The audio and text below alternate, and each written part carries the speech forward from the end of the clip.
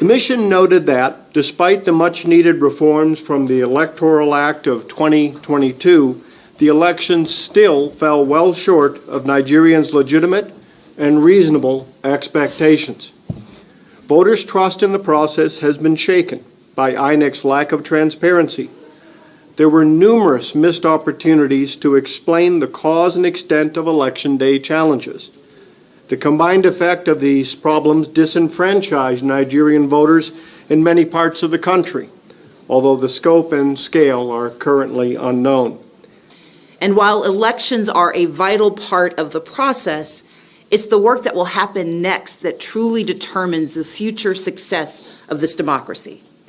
Nigeria holds the distinction of having one of the world's youngest populations. It has the largest democracy on the continent and one of the most populous democracies in the world. And so the credibility of the electoral process has a wide-ranging impact, not simply for the continent of Africa, but it has global meaning. End of the election process, so we're not in a position, we don't want to interfere in any way in the political process. Our methodology is very clear in this regard. We make our observations, we answer questions in these settings, and we stand over the findings that we have were able to put in the public domain in this fashion. But we won't interfere in the process. It's a matter entirely for the Nigerian authorities to determine the way forward. If there are challenges that we identify, it is down to the Nigerian authorities to make their decision about how they wish to proceed with those matters.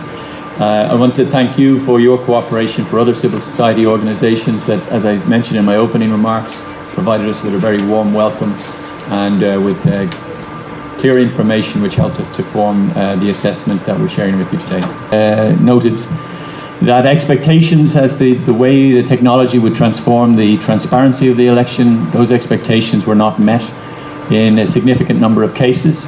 The operation of the BVAS machines was not, it was significantly impaired in certain areas. We noted the operation of IREV during the course of the evening wasn't what was expected. We noted that in some instances the offline uploading of results onto BVAS machines was not done systematically. So there were other issues that we noted, and but we don't do them on a polling unit per polling unit basis. We simply did it across all of the observations that we obtained across the entire country. And we are very conscious that the Electoral Act provides a very important legislative basis and framework that instilled a lot of trust in INEC in the run-up to the election from political participants and encouraged many people to take part.